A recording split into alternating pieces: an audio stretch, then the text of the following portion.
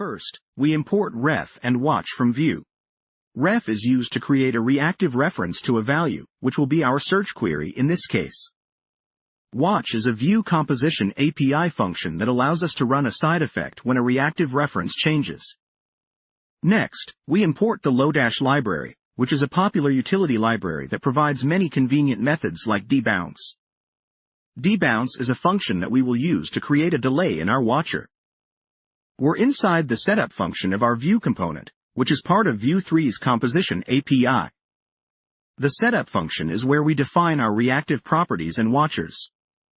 Here we declare a reactive reference named searchQuery using ref and initialize it with an empty string.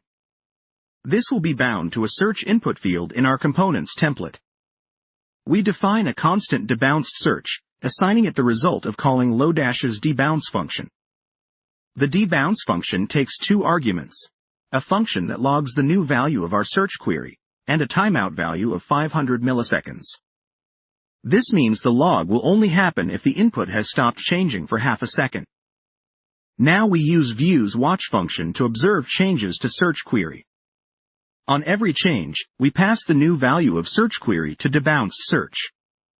However, due to our use of debounce, the call will not be made immediately but rather after the user has finished typing for 500 milliseconds. Finally, we return search query from the setup function so that it can be used in our components template. This allows us to bind it to an input element where users can type their search queries.